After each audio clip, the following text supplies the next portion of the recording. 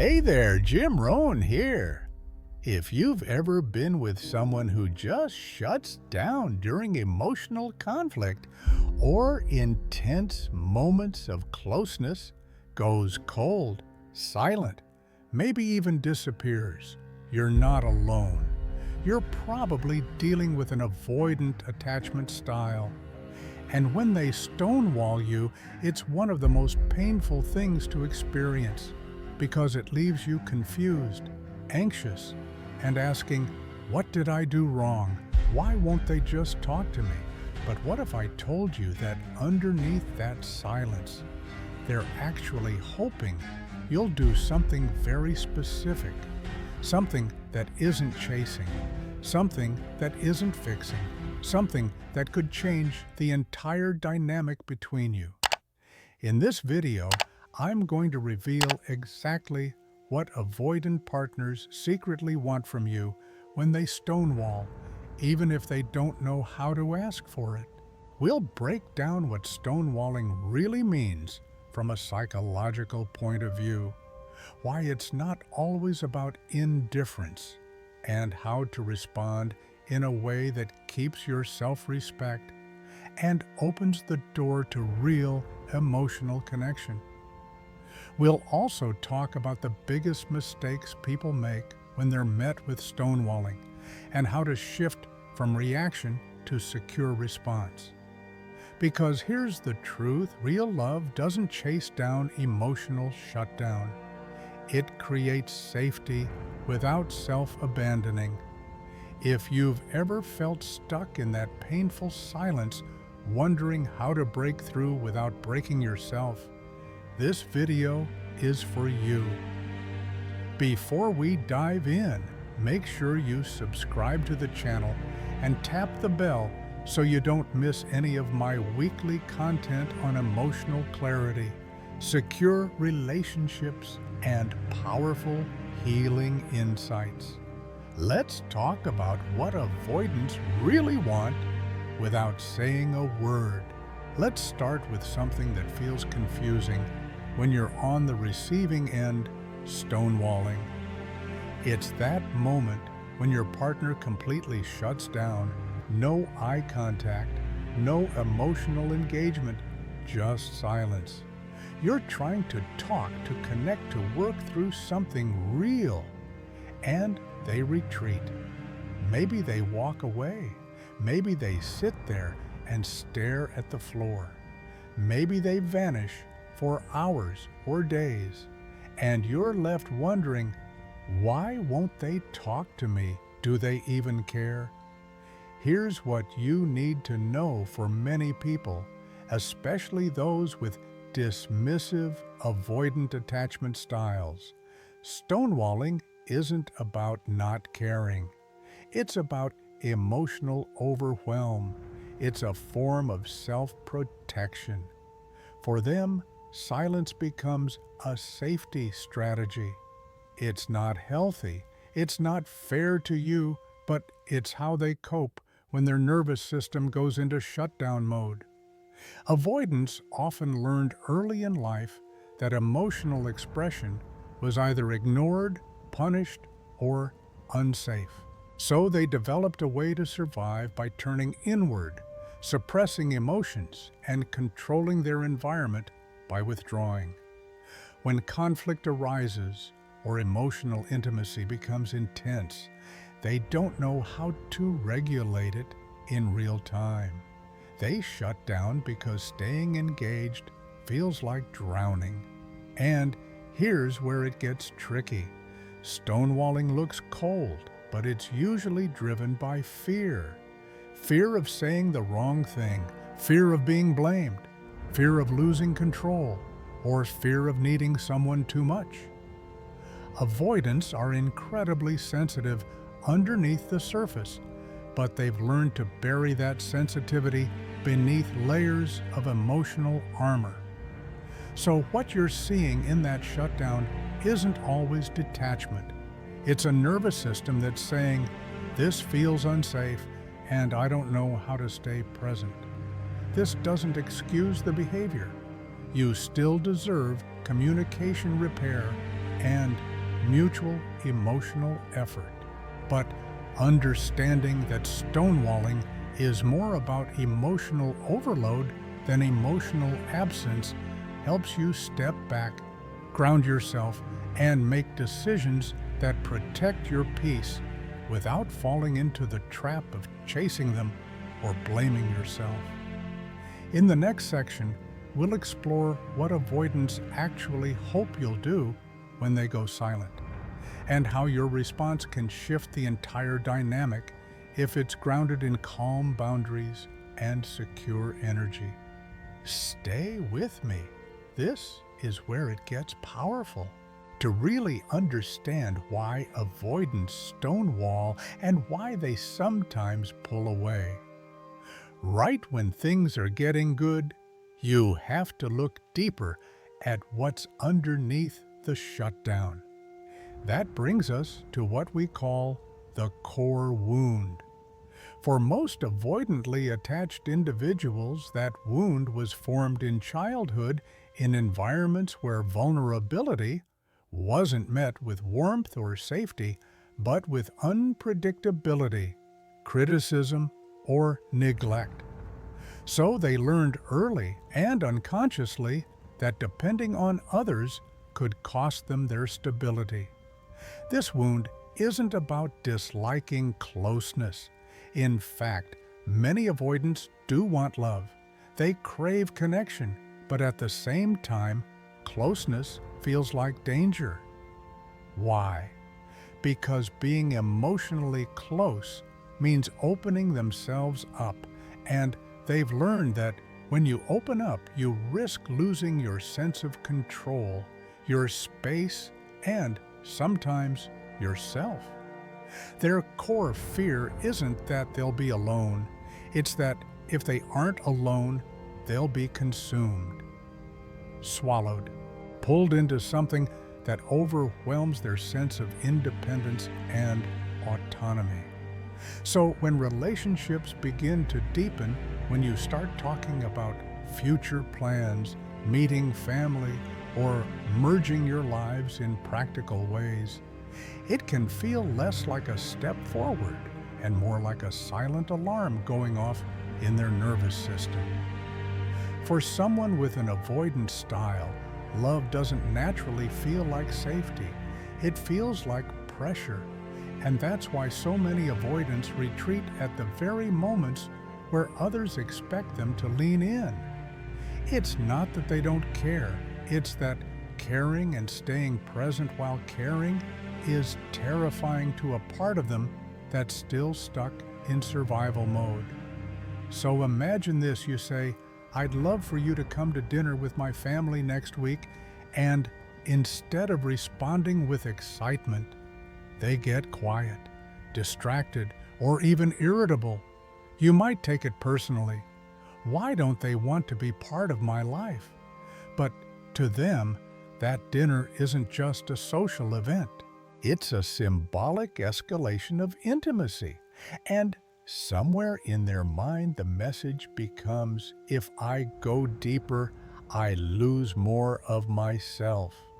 That's the heart of the avoidance core wound. It's not that they don't want closeness, it's that closeness feels like a trap. And when the emotional pressure builds, the only response they know is to back away. Understanding this helps you stop taking the shutdown personally. It doesn't mean you should tolerate stonewalling or shrink your needs, but it does mean you can start seeing their behavior not as rejection, but as protection. It's a misguided attempt to feel safe in a world where connection has never felt predictable. And here's the good news, that wound doesn't have to define their future. Avoidance can learn, they can grow, but only when emotional safety is built and when their partner stops trying to rescue them and starts showing up with calm, grounded clarity. In the next part, we'll dive into what avoidants secretly hope you'll do when they shut down, and how your response can create the very space where healing starts. Here's what most people don't realize. Even when an avoidant partner goes silent, pulling away, stonewalling, or shutting down, they're not hoping you'll chase them. They're actually hoping for something very different, something they often don't have the words or emotional awareness to express. What avoidants secretly hope for is that you'll give them space, but not in a punishing or cold way. They hope you'll respect their need to pull back without making it about rejection.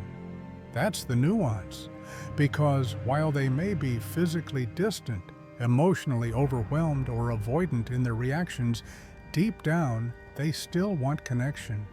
They just don't want it at the cost of their autonomy. They long for a partner who can say, in actions more than words, "I'm here, but I'm not going to chase you or pressure you. I trust that if you care, you'll return when you're ready." That kind of calm presence, what we call secure energy, is incredibly grounding for avoidants. It doesn't trigger their fear of being consumed. It allows them to feel emotionally safe, even while needing space. Avoidants also wish, often silently, that you'll understand their emotional shutdown isn't always personal. When they pull away, it's rarely about something you did wrong. It's about their internal overwhelm. And while that doesn't mean you should excuse hurtful behavior, it does mean that not internalizing their distance helps you stay grounded in your own self-worth. They don't want to be fixed or dragged into emotional conversation that they're not ready for. What they want is connection that feels non-threatening, a bond that allows them to exhale rather than brace themselves. So when you can respond to their silence with empathy, emotional boundaries, and non-reactivity, you're showing them that love doesn't have to mean pressure. And for avoidance, that's what makes real intimacy possible, when closeness feels like a choice, not a trap. Let's talk about a powerful analogy that helps explain how avoidants function in relationships: the boiling frog. Imagine a frog placed in warm water. If the temperature slowly rises, the frog adjusts. But if you drop that same frog into boiling water, it jumps out instantly. That's exactly how emotionally avoidant people experience intimacy. They can handle closeness, but only if it builds slowly, safely, and predictably. If the temperature rises too fast, sudden declarations of love, big relationship steps, or intense emotional demands, they're gone. Not because they don't care, but because their internal alarm bells start ringing. To them, rapid closeness feels like emotional boiling water. It's too much, too fast, and they retreat to regulate themselves the only way they know how: distance. Avoidants need the water warm, not hot. And this is where so many partners get stuck, because when the relationship feels good, secure, connected, your natural instinct may be to lean in more. You want to deepen things, take the next step, say what's on your heart. But to an avoidant, that acceleration, no matter how sincere, can feel threatening. It wakes up their core fear that if I go too far, I'll lose myself. So they start pulling back, going quiet, or even sabotaging the connection. That doesn't mean you can't grow closer. You absolutely can, but the pace matters. Avoidants respond best to emotional consistency, not intensity. Think small, steady steps, showing up with warmth, letting them come closer on their own terms without pressuring them to match your pace. It's frustrating, I know, especially if your love style is more expressive. But building something solid with an avoidant requires patience and emotional steadiness. They don't need fireworks. They need slow burning safety. And when they feel that, they slowly stop jumping out of the water. They start staying longer. Trust builds. And love, real, stable, grounded love, has a chance to grow.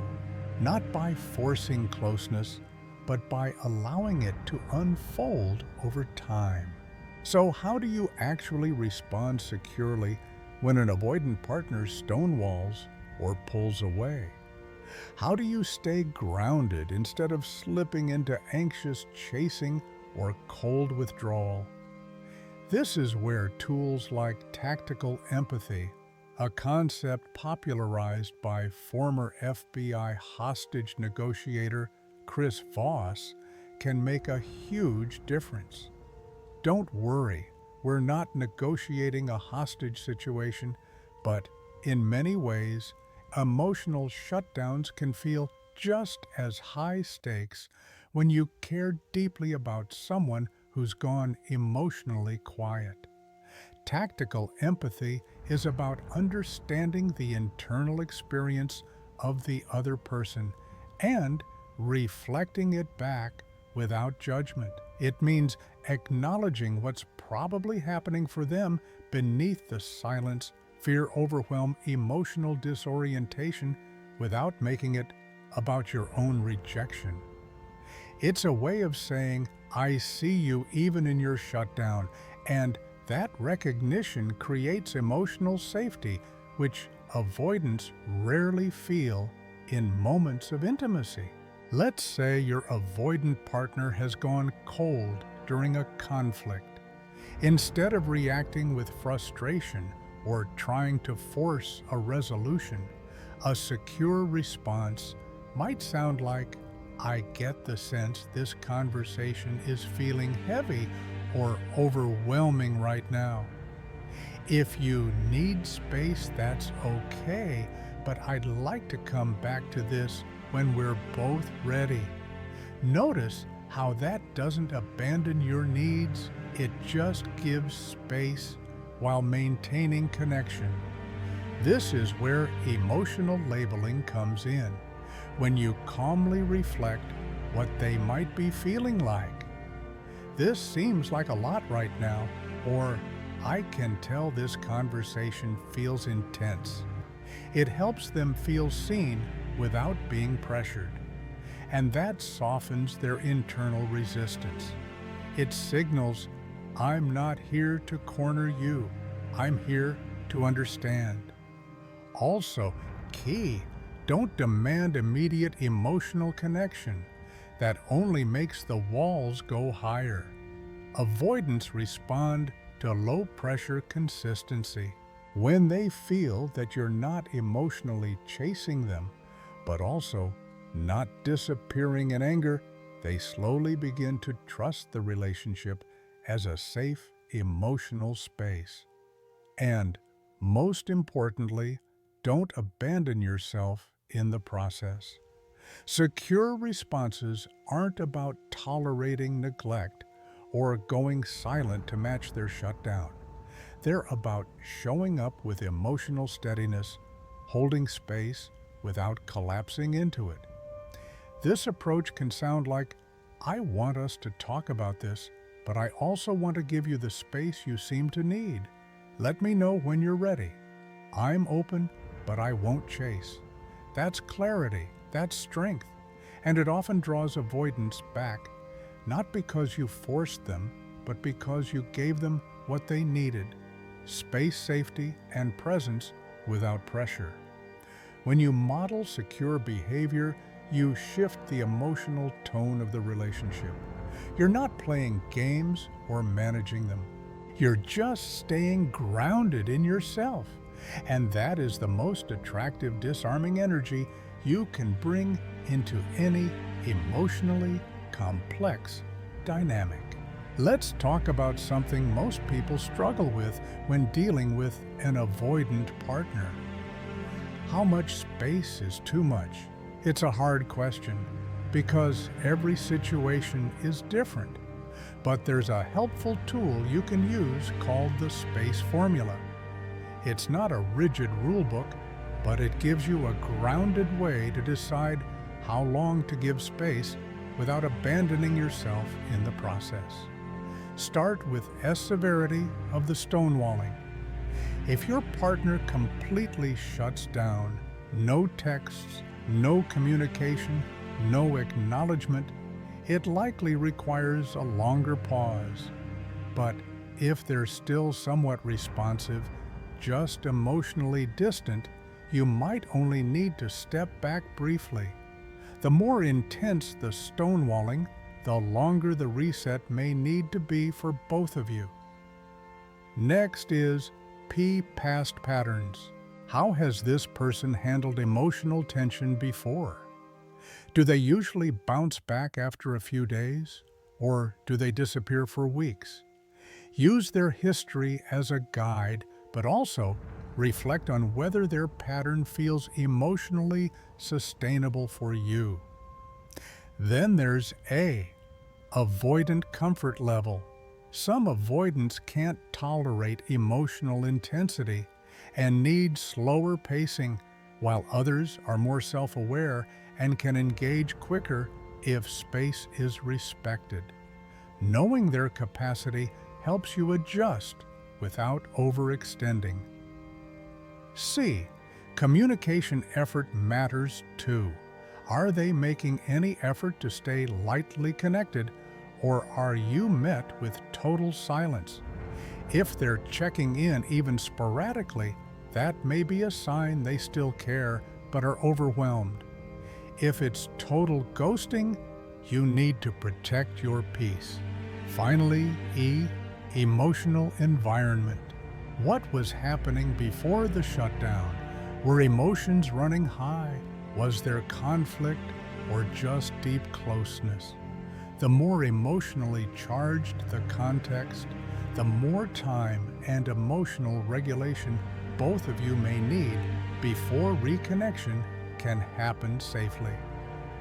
The space formula doesn't tell you what to feel, it gives you a framework, so you're not stuck guessing.